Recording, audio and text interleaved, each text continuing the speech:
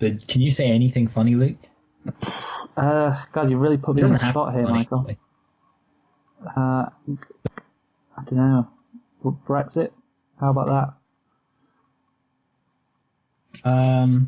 Yeah, Brexit. Okay. Did you hear that? Really go. Let's get up the old. I'm gonna find the most entertaining thing I can find, and it's going to be. It's all 27 EU leaders believe Theresa May's Brexit trade plan will not work. Wonderful. That's wonderful. Isn't that great? Yeah. That, we've got to do this terrible, terrible scheme, this awful idea, and it's so much effort. I feel like the last time we spoke about Brexit, we kind of just concluded by saying that there's so much crap in the world, so many things that you have to do, so many problems we've got to deal with. Israel, global warming, the recession, climate change. The recession? Well, not the recession. No, I don't really mean recession. I just mean general economic problems. Obviously, I know the recession's over, Luke. But do you know what, Luke? Have you ever considered that maybe the recession's only over for the wealthy elite, and that the majority of the working class have not seen any significant benefit? Do you ever consider that? Yes, I have considered it. How woke of me to express that opinion. This has been an incredibly enjoyable cold open, hasn't it? Yeah. I mean, I don't know. Like, this is what happens when neither of us do anything. Yeah. Hey, I've done stuff. Oh, but way to bring it up now, Luke. And now no one's going to know about the stuff you did because I bet what you did wasn't funny. Huh? Well, Michael, it's the best story I think you're going to ever hear. Back up, chump, Biggie Smalls rips it quick and kicks it quick. You know how black niggas get.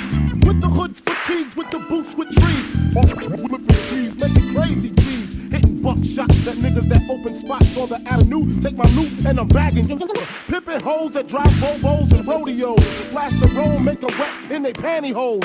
Damn, a nigga style is unorthodox. Grip the Glock when I walk down the crowded blocks. Just in case a nigga wanna act out, I just black out and blow the motherfucking back out. That's a real nigga for you.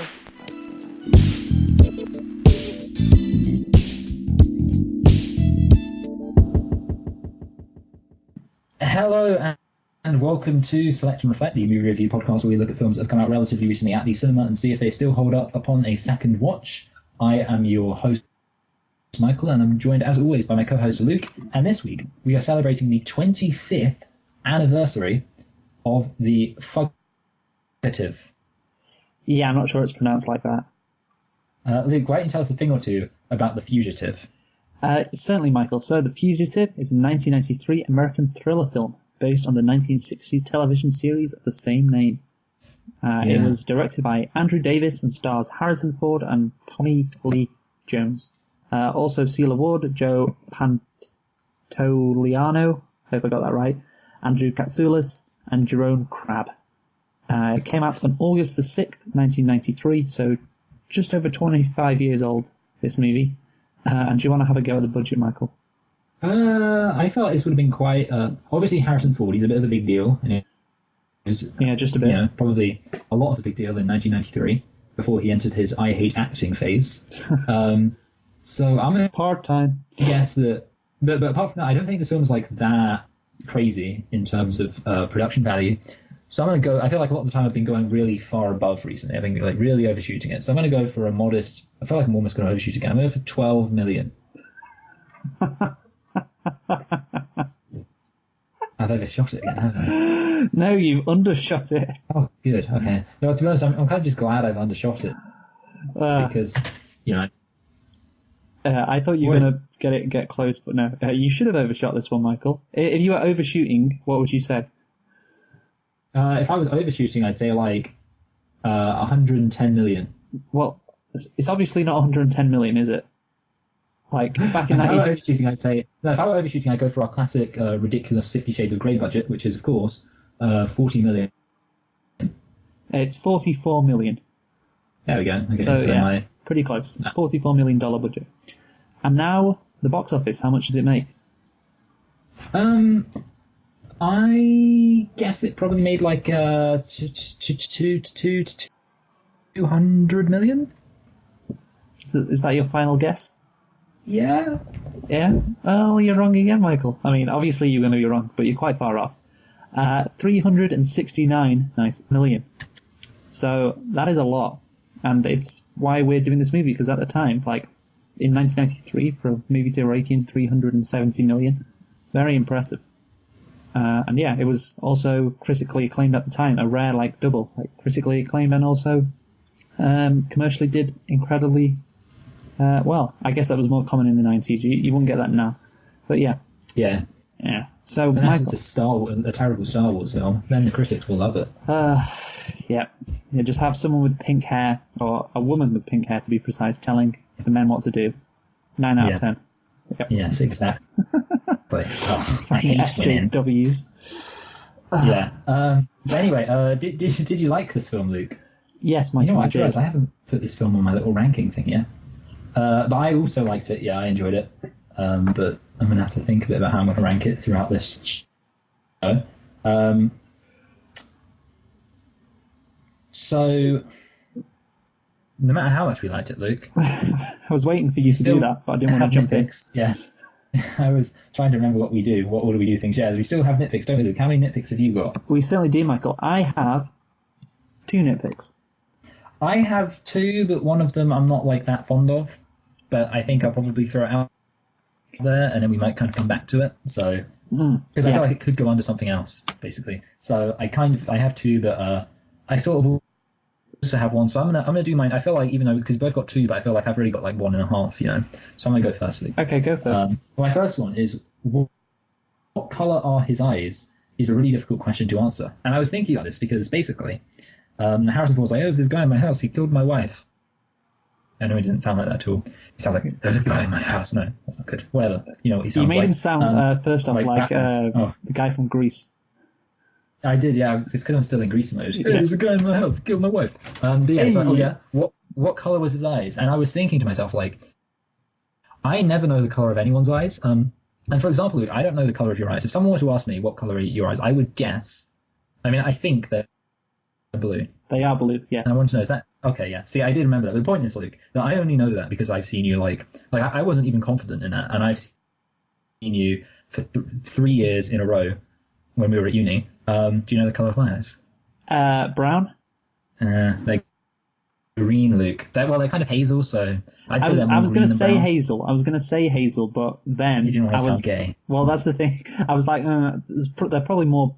If I had to guess, I'd guess brown because brown eyes are more common than hazel. But yeah, but yeah.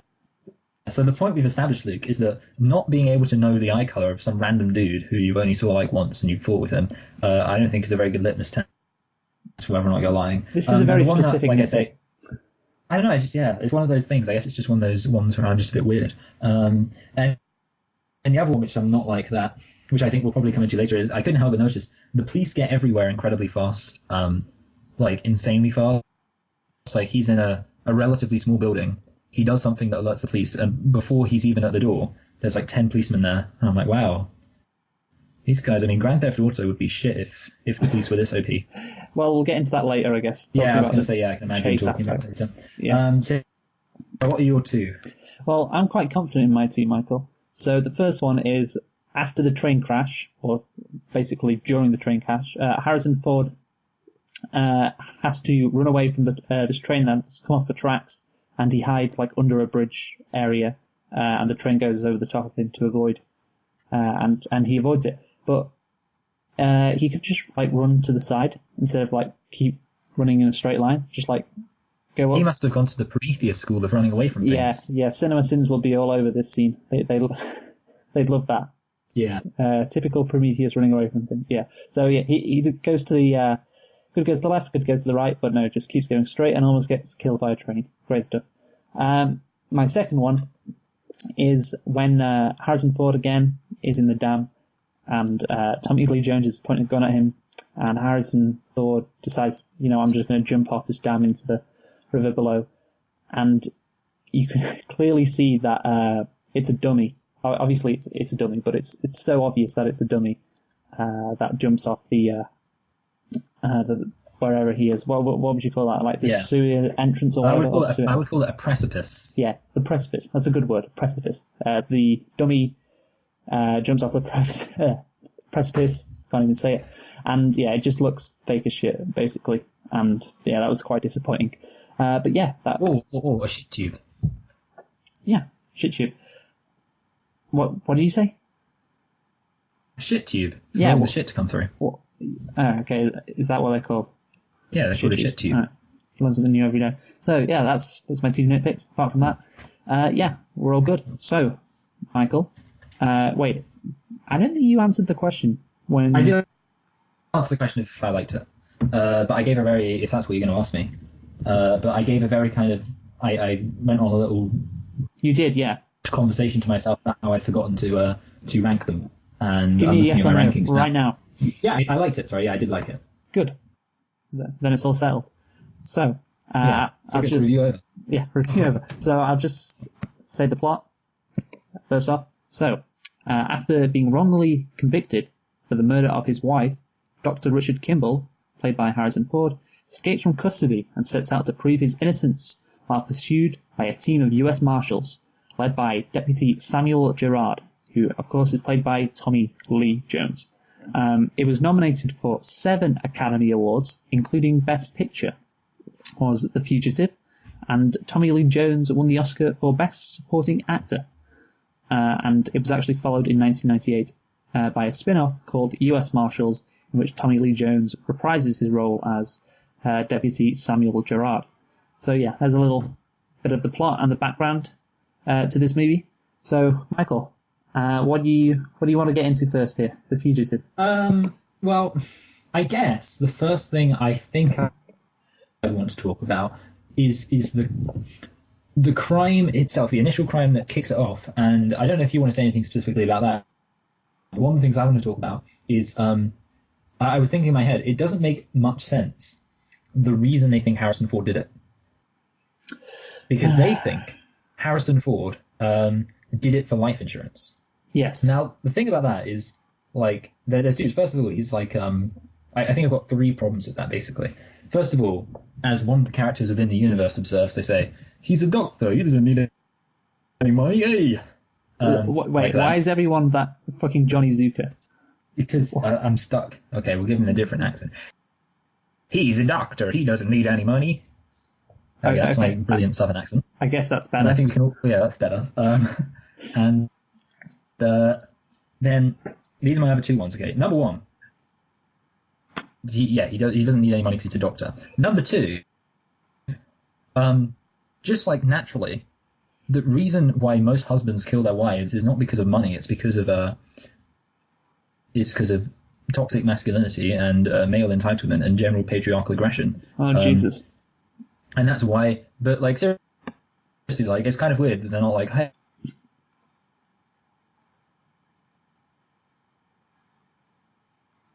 maybe 3.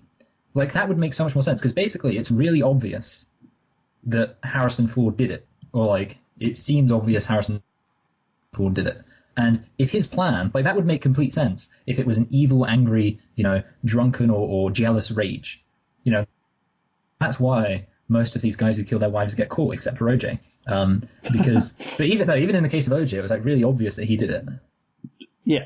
And the only reason he got that whole politics thing. So yeah, like when men kill their wives out of jealousy or anger or whatever else, it's really obvious. If they're going to kill their wife to steal life insurance money, and they are allegedly a really smart person, which is what we established he is, then he wouldn't do it in such an obvious way that incriminates him. So basically, the whole time I was thinking this would make so much more sense if they were just like, hey, maybe he's like a jealous husband. So I was just thinking to myself, yeah, why didn't... It's kind of like, of course, the other famous film that starts with someone being wrongly accused of murdering their wife is...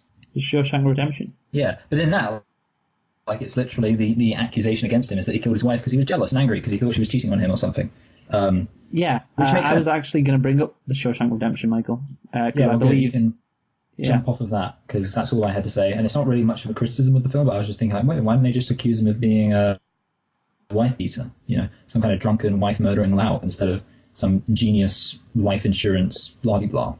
Yeah, so, I mean, the Chicago police clearly are inept, and that is shown Yeah, throughout the I guess media. my main criticism is it's very contrived, the way that they're like, well, look, this is why you did it. It's kind of like the writer didn't really know how to make it so Harrison Ford would be like guilty, so it's like, oh, life insurance. That's why people, again, sorry, I'm going back to let's do a different American accent. Life insurance, that's why people get in trouble.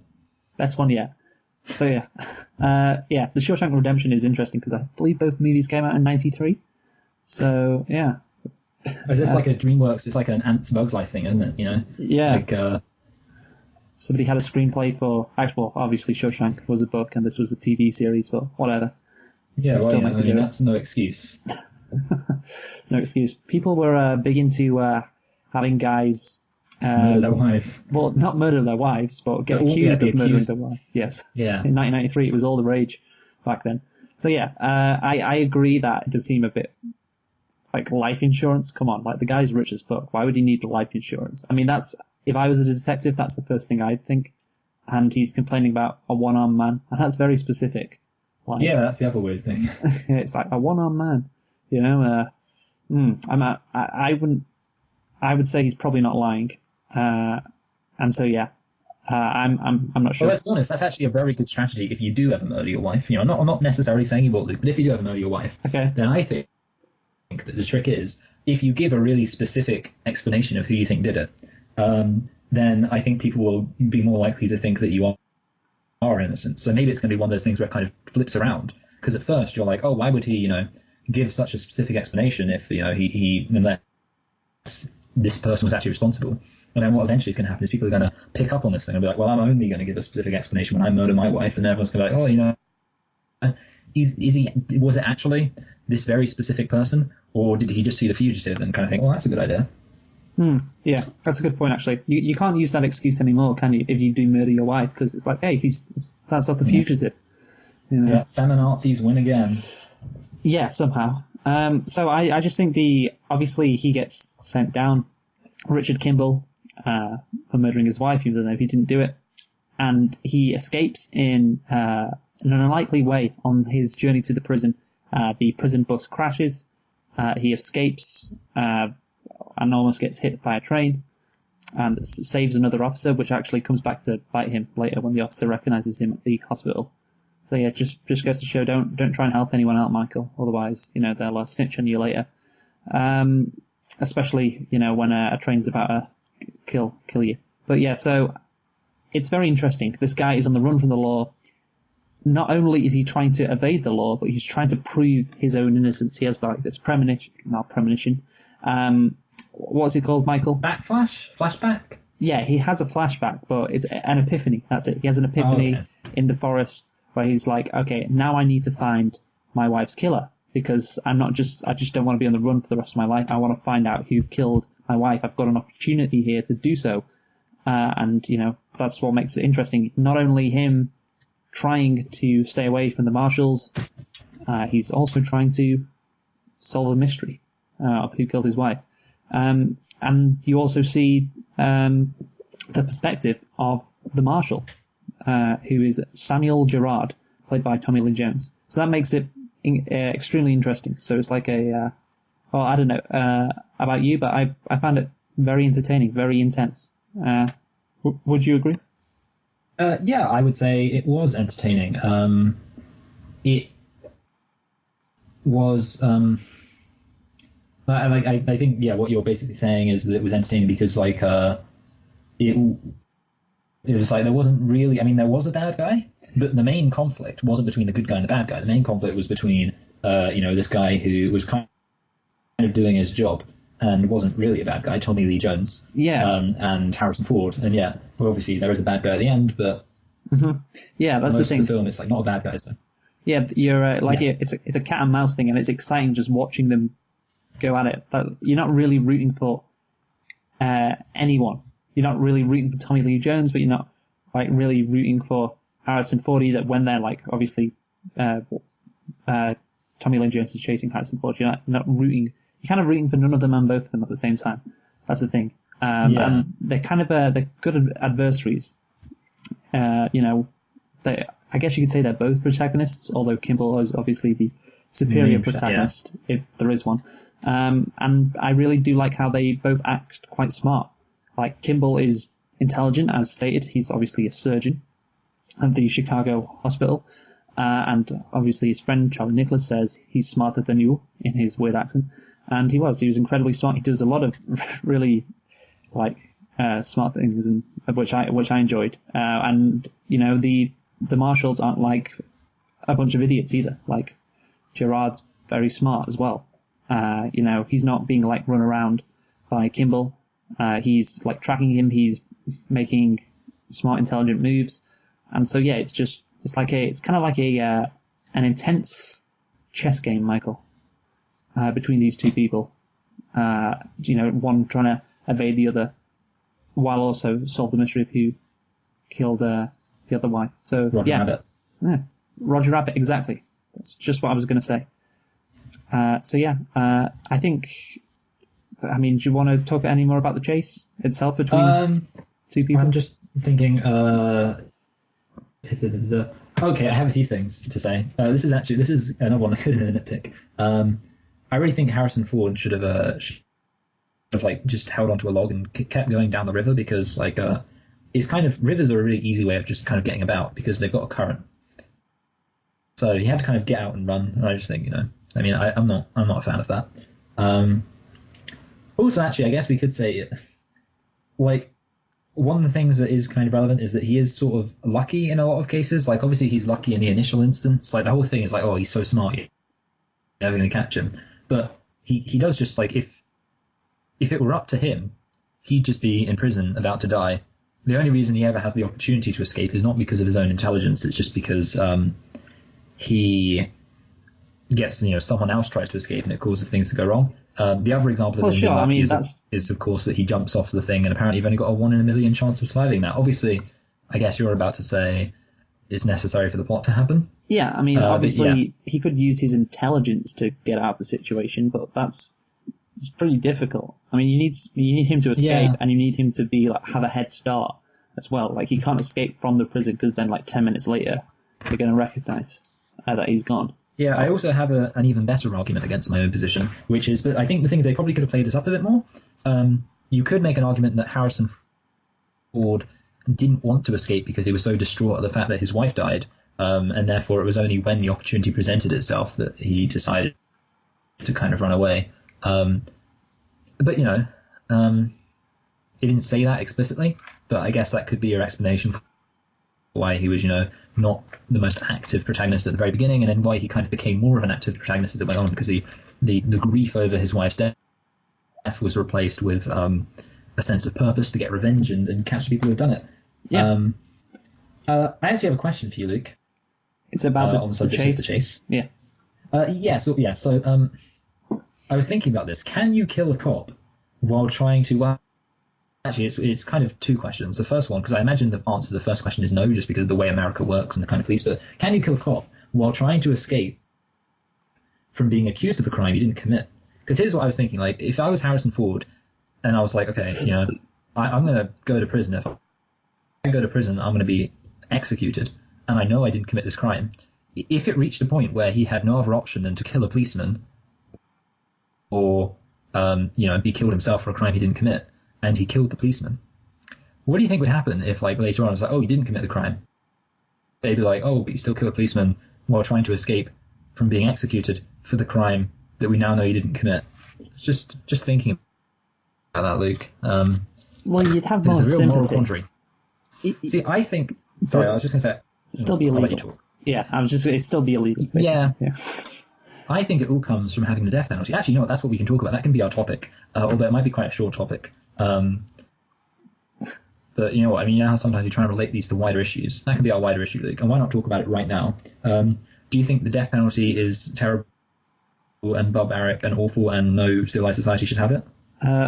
Yes to all the above. Yeah, okay. Me too. It's good. We have these nice balanced discussions on here.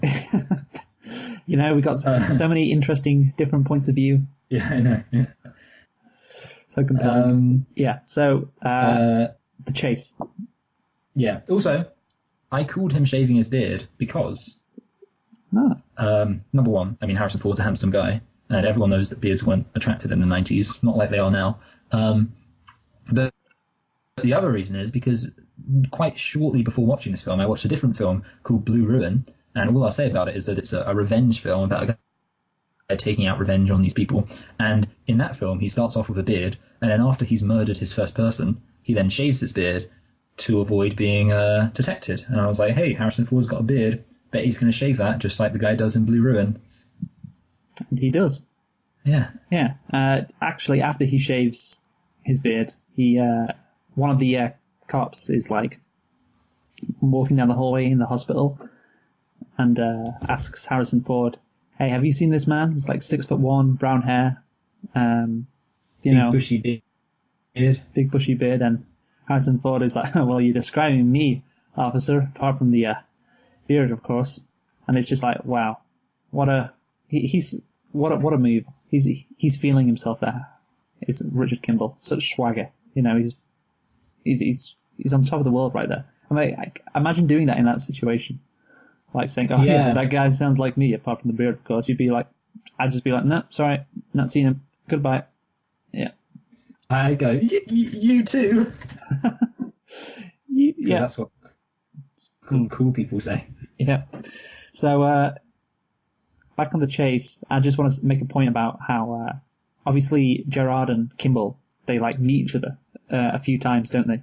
So there's the time I don't know what it is. It's like the police station or a prison. I don't know, in Chicago, like where they're holding prisoners.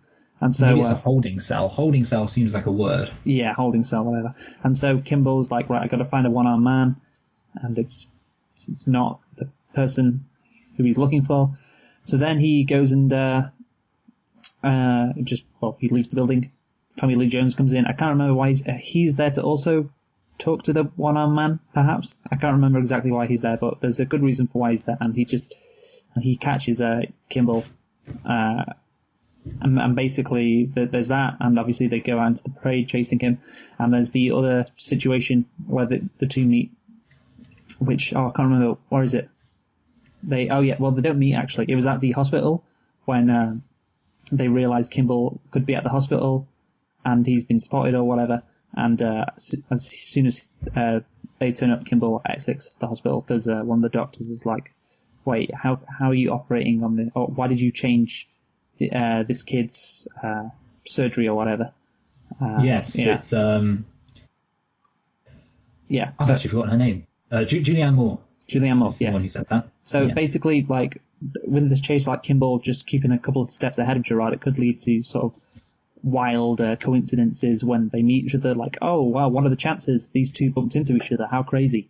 But everything makes sense basically when they meet each other. It's like, yeah, it's logical. You understand why each of them are doing what they're doing and in that particular situation. So yeah, it was that right there. It could have been bad. It could have been like, see Kimball's just getting some coffee, like at the local Starbucks or whatever, and he's having a sip, and then, oh look who's pulled up to the side of the curb. It's Gerard, the marshal, who he's had he hasn't managed to get his morning coffee. He got out of bed late, so he's just rushed to Starbucks to get one before he gets into work, and oh look who he sees, it's Kimball. There's nothing like that, which I appreciated. I don't know if you agree on that. Yes, it was all quite logical. There wasn't any fuckery, as they say. Yeah, not any fuckery. That's a good way to put it. So yeah, basically the whole movie, up until the ending, I'd say was very interesting, thrilling, entertaining, intense, exhilarating, etc., etc. I really enjoy like cat and mouse stuff. I just find it quite entertaining. So basically, I want to talk about the ending now. That's okay. It's fine. Yeah, I don't think there's much else to say. Mm-hmm. Yeah, I mean it's very simple. Like we said, one guy has to catch another, told from the perspective of both people. So, okay, so at the end, basically, Kimball uncovers like this convoluted conspiracy theory. So it's like the guy who killed his wife knows this guy who works for Dr. Charlie Nicholas, who wanted to kill Kimball because Kimball had results about a drug which he this drug was okay. So Charlie Nicholas, the doctor, was invested in this drug and wanted this drug to succeed. Kimball had information that discredited the drug, and that's why he killed him. So yeah, there you go. It makes perfect sense. Yeah, it does. It gets a bit complicated, and it's very simple, like cat and mouse thing between Gerard and Kimball turns into like solving a mystery. And like we said, like obviously he's trying to solve the mystery throughout the movie. He's trying to find out who killed his wife, but that's just used as a kind of it's kind of used to get him to go places, so Gerard can chase him. So, because obviously, like normally he'd just like leave the city, but he needs to stay in the city, and the excuse is, well, he needs to find out who killed his wife. That's really it's an excuse. So, there's just loads of stuff to do at the end with Sykes and Charlie Nicholas and the car and the drugs, etc. I guess you need him to solve his wife's death for the conclusion. But honestly, it'd be better like if the finale never really came. Like Tommy Lee Jones just continued chasing Harrison Ford around Chicago for like just 3 more hours. So that's why I think the climax of the movie is kind of anticlimactic, because it's not to do with why the movie is so fun. And it removes the main excitement of the chase.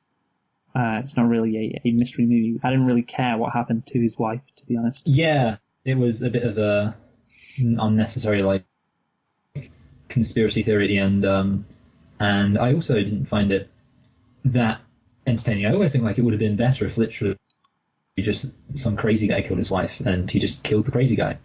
Not necessarily killed the crazy guy, but the crazy guy got caught and it was by a crazy guy. Yeah. Yeah, I guess it has to be sort of interesting, the ending. It can't just be some random guy. It has to be a guy connected to another guy who's connected to this guy who's his friend. And it would explain, obviously they need to, I guess you could write this out, but they needed to try and explain as to why the guy got into the house without a forced entry. Because obviously that's what happened in the movie, and that's one of the reasons why one of the pieces of evidence against Kimball was that there was no forced entry. Whoever got in had the keys. I think that's pretty much it for the ending. If you want to say something else about it. Just I think that it was a bit complicated, and I didn't even try to understand the ending. And I would say, I guess, in the kind of film's favour, like you didn't really need to pay attention to the ending. But that's kind of not so like literally like the ending almost feels like, well, I don't even care that much. But then like that's obviously not a good thing to say about a film. But yeah, it's like you had the main course of like Tommy Lee Jones chasing Harrison Ford around, and that was good. And then like the bit at the end is like, I don't know, what a shitty dessert. I'm not sure. It's just like, yeah, whatever. I can take it or leave it. It's fine. I'm not really that bothered. Yeah. I'm full up already. So yeah, that's my meal metaphor. I think that's a good analogy. You're being full up already. You've already had enough of this shit. just done with it. So yeah, that's the ending. It's not the best, but I guess what can you do really? I don't really see a way around ending that in a good way or in an entertaining way.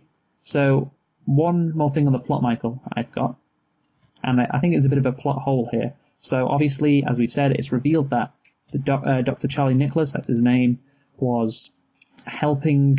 Was the one actually behind Harrison Ford's wife's death, and the guy who he hired was actually intending to kill Harrison Ford himself and kill his wife because, I don't know, maybe he wanted to.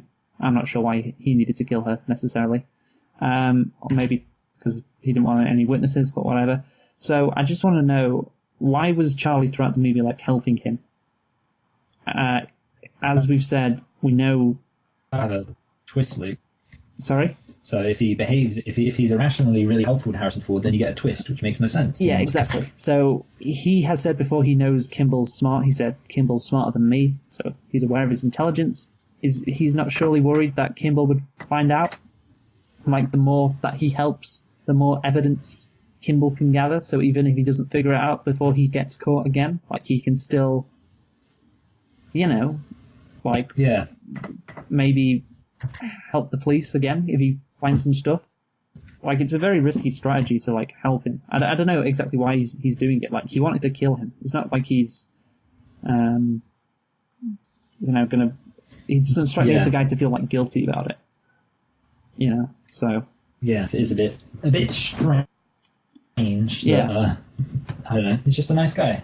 Yeah, he's just a nice guy. So that's the thing. He tells this guy called Bones, the black guy, to he says, "Oh, can you?" Harrison Ford says, "Oh, can you tell Bones I'll be coming down to his place wherever he is?" And Charlie's like, "Yeah, I'll tell him right now." And then it's like, well, surely you know that if he's going down to that place where they keep all the results from the testing, which is obviously what he's going down there for, then there's a good chance that he knows that he's that some of the testing results could have been changed, and that's why he's down there. Like, yeah, if I was that guy, I'd call the police on him and say, "Oh shit, he's getting close to solving this. He'll realise that it was me who tried to kill him and actually killed his wife, or I ordered it. You know what? I'm gonna tell him to go down there, say it's okay, and then I'm gonna call the cops on him. Nobody has to know it was me who called the cops. So that's pretty much what I do. But I don't know, man. I don't know. It's a bit of a big. I guess it's kind of a problem because obviously when you've got a twist, it's like one of the good things about twists is sometimes you can go back and see the hidden logic of the twist in the film. But with this one, if you did that, you'd be like, oh, this makes no sense at all, and it would be a bit awkward. To be honest, Luke. You'd be like, oh, what's just happened? Yeah. He also says he also says that he saw Kimball outside the golf club when he's talking to Tommy Lee Jones for the first time. And obviously he doesn't lie about seeing Kimball, he actually did, but I don't know why he'd lie about the golf club bit. I don't know what was the point in that, but whatever, man. Whatever. So, you done on the plot? Yeah, done on the plot. Good stuff. So, I think now we're going to move on to the characters. Where are we? I'm just trying to get the characters. So first up, Harrison Ford as Dr. Richard Kimball. Obviously one of the protagonists, the guy is trying to find out who murdered his wife and trying to prove his innocence. So really, he's got a bit of double motivation here. That'd be great, wouldn't it? Well, it wouldn't be great, but like he's doubly motivated. Not only is he trying to prove his innocence, but he's also trying to get revenge. Beautiful. Like, I think I've seen that dynamic before. Yeah. But I can't think where. Yeah, probably. It's probably I think it's kind of a bit of a classic, Yeah. But a lot of motivation. What do you think of Harrison Ford in this movie, Michael? He was good. I don't think, he wasn't bad. I can't think of, he kind of just was like, he didn't have to act that well, I guess. They kind of didn't emote much over his wife's death, or we didn't see him emote that much over his wife's death, which kind of meant that he didn't have to act that much. Yeah. I think Harrison Ford's got particularly at this stage of his career, had a good mix of the everyday kind of guy. He looks kind of normal, but then he's also got a bit of, action here. And maybe that's just because I recognize him from Indiana Jones and Star Wars, obviously. But it's a nice combination. It's like, oh yeah, he could just fit in normally to society. No one, if he walked down the street, no one would bat an eyelid at him. But then again, he's still got this kind of action star kind of mystique to him. So I think it was a good choice for him to play this guy who, again, he's just a normal guy, just a doctor who's got a wife and he's in his 40s, just a regular old guy, but obviously has to, do a lot of investigating and get into fights and stuff. So yeah, I think it was a good casting decision. And fair play. Like we said before, really smart character, which we would appreciate. And another smart character is Tommy Lee Jones, the Deputy U.S. Marshal Samuel Gerard. So, Michael, what do you think of Tommy Lee Jones as Deputy U.S. Marshal Samuel Gerard? Tommy Lee Jones plays a mean cop, and not like a mean cop, like he's mean, but like a mean cop, isn't he does it well. Yeah, I get what you're saying. Yes, yeah, no, he does, doesn't he? He's got a lot of charisma. I guess the interesting thing about him, and the kind of obvious interesting thing, is the way he says I don't care when he's told that he didn't murder his wife, which kind of makes him a bit dodgy, or he's not he's not an actively good guy. No, I like that though. I like Yeah, that he I said like I it don't too. care. It's like, oh, I wasn't expecting that. That's fun. He does. It's fair enough. He's like, hey, I'm just trying to do my job. I don't care who murdered who. My job's to bring you in. Which is kind of good. Yeah. Yeah, I guess you could say they didn't really explore that as a character trait, like it was present, but it wasn't like an obvious thing that was constantly feeding into him. Like he doesn't care. It was just like just a thing that you could kind of tell from a few stray lines, but it wasn't like something that was actually explored.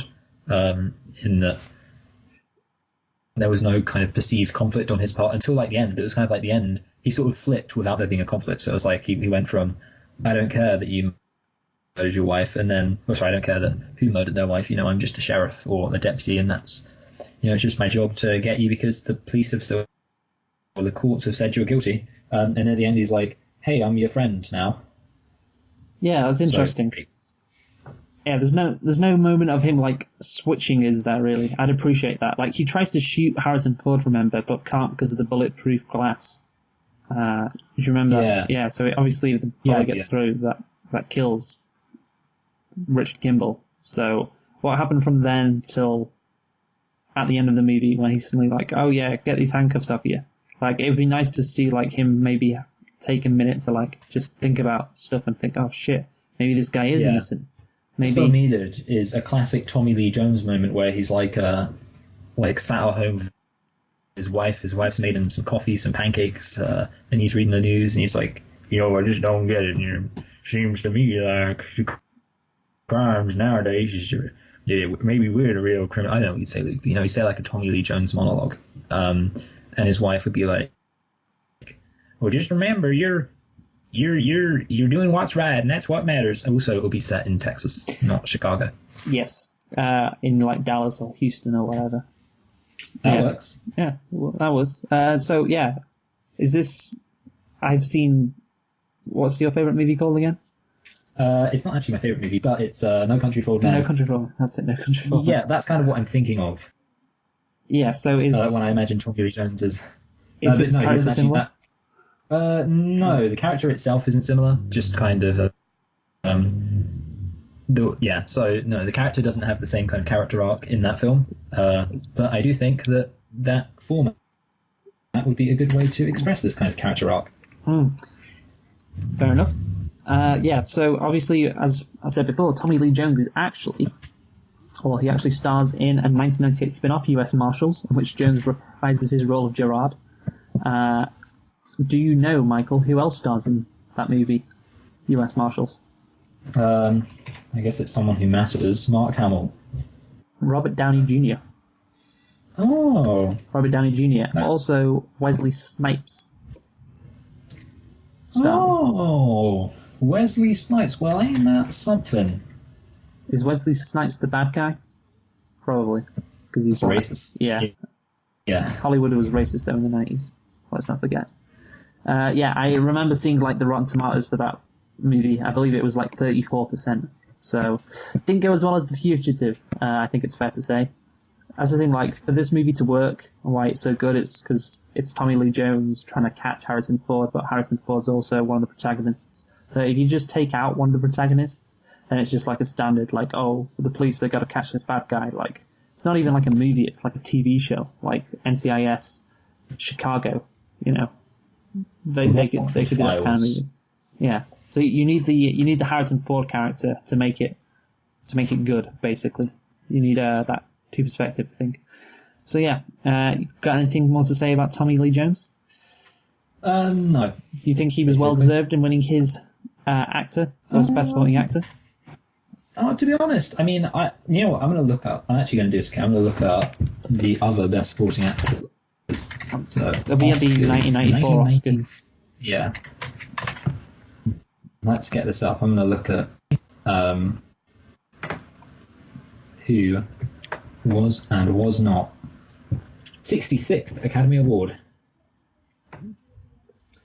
Best Picture, Best Actress, Best Supporting Actor. Okay, they had Leonardo DiCaprio in What's Eating Gilbert Grape. Oh, have you seen Ralph that? Fiennes. I haven't seen that, to be honest. Yeah, DiCaprio plays I don't know if he's retarded, but he's certainly like got something.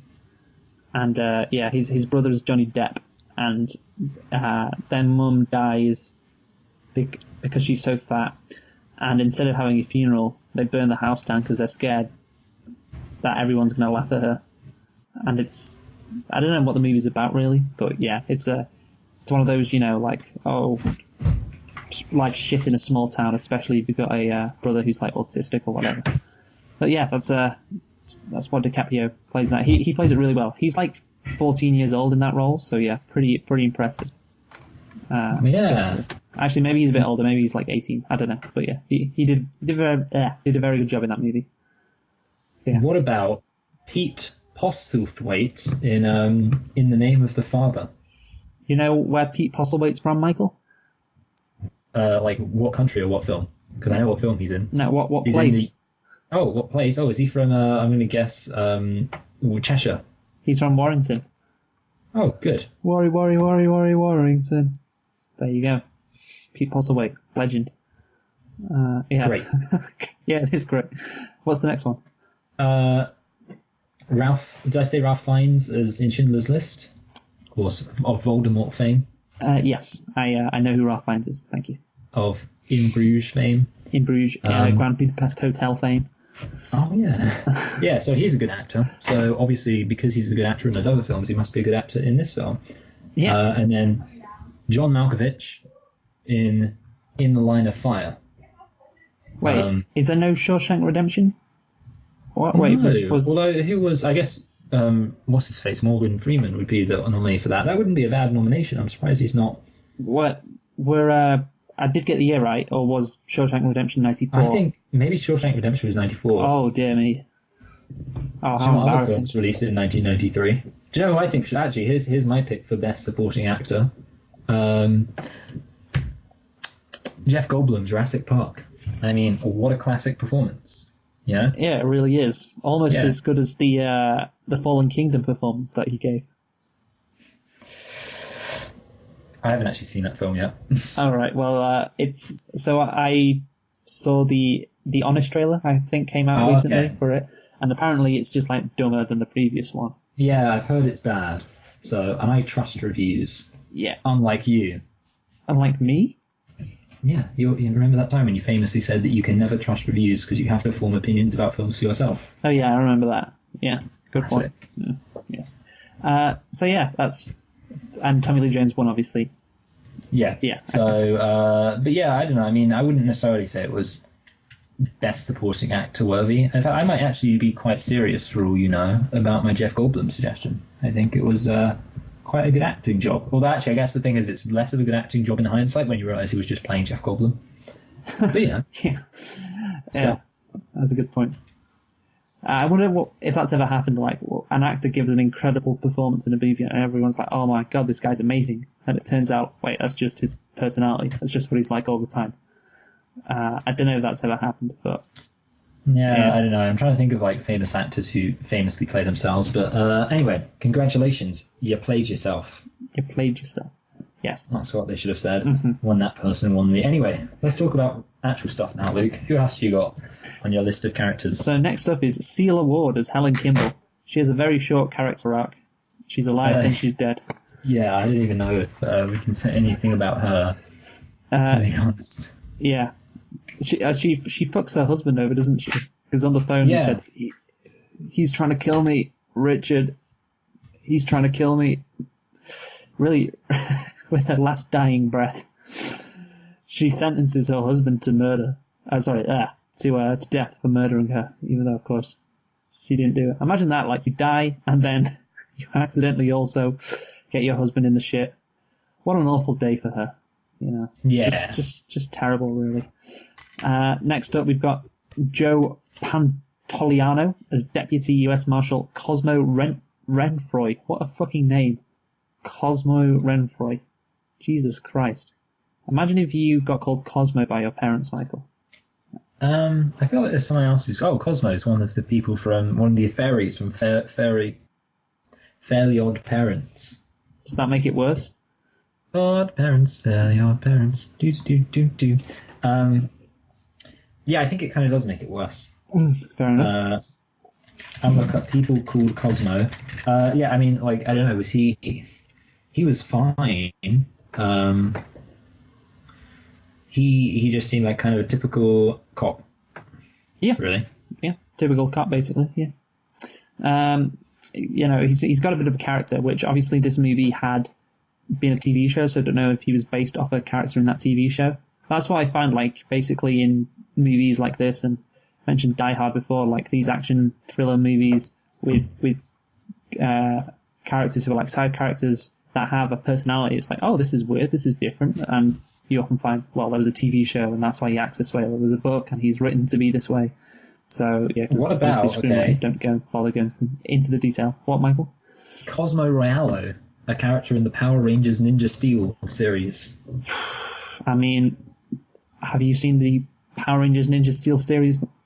No, but I've seen Mighty Morphin Power Rangers, or as it's otherwise known, Mighty Morphin Power Rangers. Yeah. Or what about Cosmo in the anime Sonic X? This is actually okay. This is a genuine fact, Luke, and this is really coincidental. The other day, I was thinking about the Sonic X theme tune. Now, you probably don't know the Sonic X theme tune, but it's pretty great. It goes Sonic X, da, Sonic X, Sonic X. You know, like, I mean, it doesn't sound that great when I sing it, but it has like kind of some bass and some stuff and drums and electro sounds. And I was thinking, oh, that's a great theme tune. So I'm looking up, I'm like, okay, because I didn't actually watch it that much, but I was like, I'm going to look this up. And the first thing I see is this song, and it's like by this, it's like pop punk, and it's like, gotta go fast, yeah, gotta go really fast. Like, that's basically the song. And it's like, it says Sonic X theme tune, and I'm like, what is this? Why is this happening? This is so confusing. So I look it up, I'm like, you know, Sonic X, go onto the Wikipedia page, it's got theme tune, and it says, like, there was a different theme tune in the UK or in Europe, compared to the Americas. So I'm thinking to myself, like, we got this awesome theme tune, and Americans got this terrible pop punk awful thing, and I realized in that moment how truly lucky we are. Yeah, I mean, obviously you've got the gun violence and the racism and the lower living standards and all that shit, but the main thing is that they do not have a good Sonic X theme tune. Exactly. Yeah. Sonic X, da-da, Sonic X, Sonic X. To be honest, I mean, the lyrics were great, but they sang the hell out of them. That's all you can ask for, really. Time to get that evil Dr. Robotnik. What a stupid. Like, tell you what, Japanese people, I don't know why they came up with this terrible idea of just making animes out of really basic, like, games. It's kind of impressive that isn't a Mario anime. I mean, there is a Mario movie, so and that's fantastic. But yeah. Shall we move on? There are like 1,000 Pokemons. I just want to say that there are 1,000 episodes of Pokemon. Yeah, I know. Like, they still make Pokemon to this day. It's crazy. It's been going on for literally 20 years. You know what? Before this is over, while you talk about your thing, I'm going to find out how long it would take to watch every episode of Pokemon. We've really gone off on a tangent here.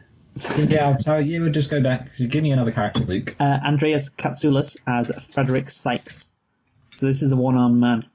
I mean, I'm sorry, but he just looks guilty. Yeah, he does look pretty guilty. I feel like he must have been in some other stuff, the way he played an evil person, because I kind of associated him with guiltiness already. Yeah, he just looks guilty. He appeared in Babylon 5, Ambassador Gakar. I know Babylon 5. Yeah, I think he plays a bad guy in Babylon 5. And as the Romulan Commander Tomalak on Star Trek The Next Generation. Yeah, he seems like Star Trek The Next Generation is... Seems like a Star Trek kind of villain. He's got like a massive caveman brow, which, you know, very alien-esque. So yeah, this guy, fair play to him for being an assassin with just one arm. Like, most people would be like, you know what if I get myself into trouble? I've only got one arm. If I'm in a fight, I might lose because, you know, I can't use my arms, and like other person has an advantage. But, you know, he still does it. He does not care that he's got one arm. He still goes out there and tries to murder people. So fair play to him. An incredibly empowering character, Michael, if you think about it. Like, I imagine one-armed people will be watching this movie and thinking, wow, I can do that. Yeah. I can murder people. I never thought that was possible. Yeah, Yeah. that's great. I mean, to be honest, and prosthetic technology's only got better. Yeah, Now exactly. they can have like guns on them. He's a By the way, very it would take 21 days, 7 hours, and 30 minutes fantastic. watching it back to back. Now, if you're watching only 10 hours a day, for example, then it would take 52 days. It's not bad. Yeah, it's not that bad actually. I think we should review. I mean, that's one episode. If you watch one day a week for 10 hours, so one day a week, you just say, okay, I'm going to watch Pokemon for 10 hours, you'd be done within a year. Yeah. And you'd have achieved nothing. You would have achieved nothing. Absolutely nothing. Apart from Pride, Michael. Yeah, that's true. Pride that You're you're watching a children's anime the best children's anime. for a game that I've never even played. Well, you didn't play Pokemon. I never played Pokemon. Wow. Yeah. I mean, I didn't play it a lot, but yeah.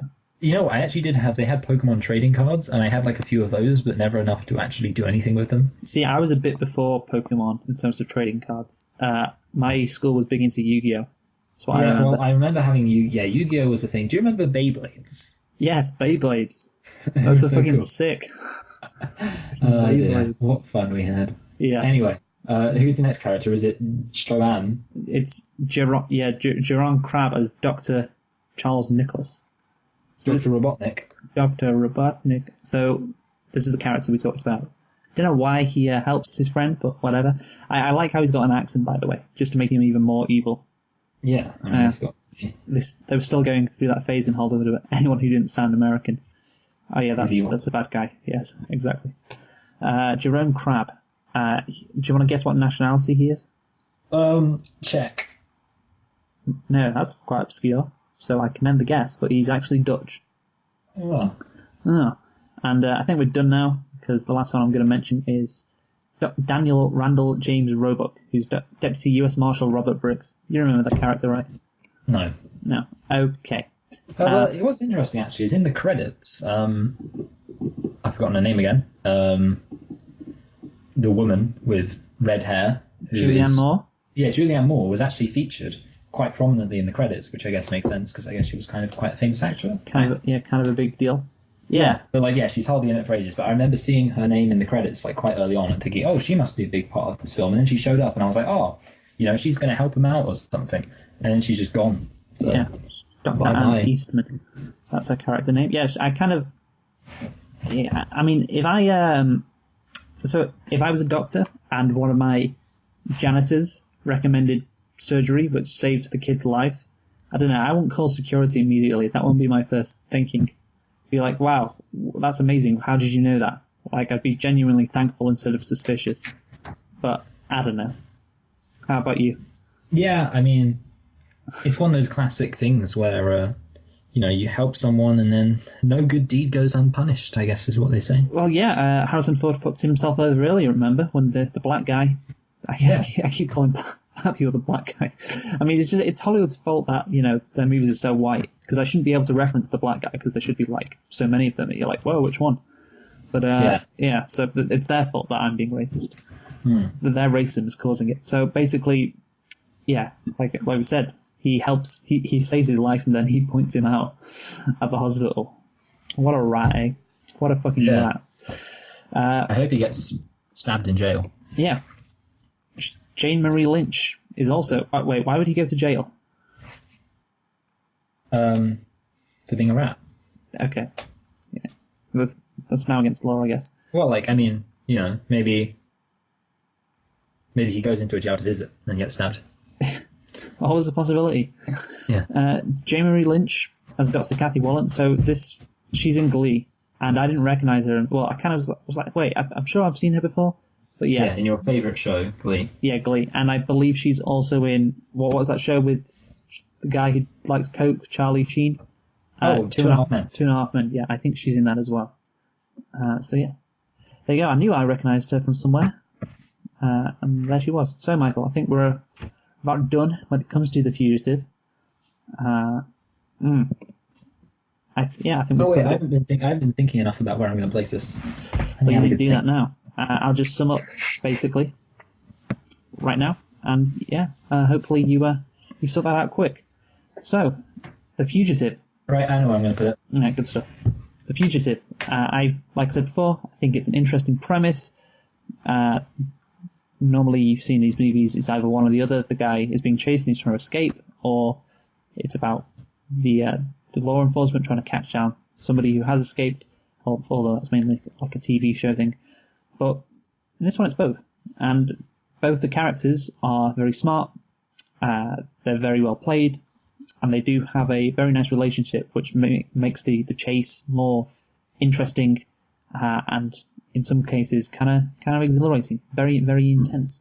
So I think this movie, up until the ending, was very good. It was like, wow, I'm thoroughly enjoying this. And at the end, as we mentioned, it just drops off. It becomes like a conspiracy theory kind of thing, and it's like, I don't really care about the drugs, and it seems a bit complicated, really. And I'm not sure. The ending should be like the climax. Should be like one of the best points in an action thriller. Sadly, that is not the case. The ending doesn't really have anything to do with why the movie is so fun to watch in the first place, which is a shame. But apart from that and a couple of plot holes, very good. So, Michael, I think I'm going to give this an 8.5 out of 10. 8.5. That's not bad. So I think, the chasing aspect is very entertaining. You're quite gripped by it, and it is ultimately an effective action film.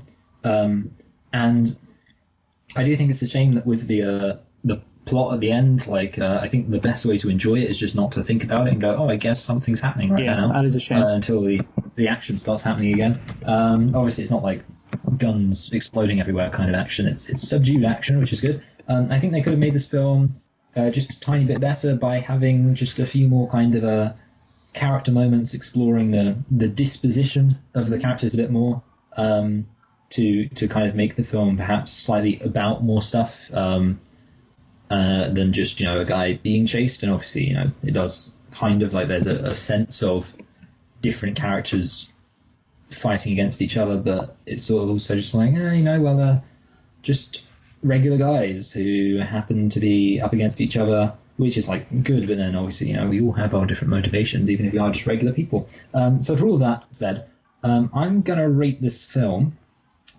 I think I'm thinking about this long and hard, and I'm going to put it around the two Oceans films.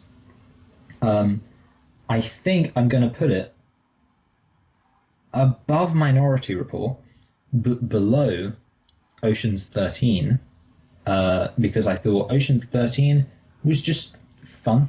And obviously this film was not fun. It was entertaining. It wasn't fun, and obviously a film doesn't have to be fun to be good. But you didn't find this fun? Well, I found it fun, but not not like Ocean's 13. Yeah, okay, fun. I get what you mean. Yes. Yeah, it wasn't like a Marvel film fun. Yeah. So it was enjoyable, but it wasn't like, hey, and obviously, like I say, a film doesn't have to be fun.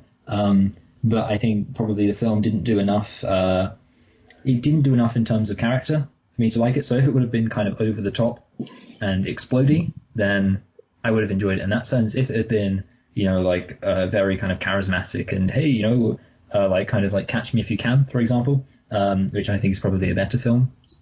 Let's see if I'm inconsistent. If we ever review that, then I'd have found it fun. And if the film had been a bit of a, No Country for Old Men, where it was about not only this pursuit, but also these two characters and their deep philosophical musings about the dispute, then I would have enjoyed it, and probably put it a fair bit higher. But I think seeing as it did just kind of, it sort of middle grounded a bit. It was good and effective, but not completely as committed to one central ethos as much as I'd liked. I'm just going to have to put it just in my number 16 spot, above Minority Report and below Ocean's 13. Yeah, I just want to say, Michael, you said obviously you'd like it if there was more character development.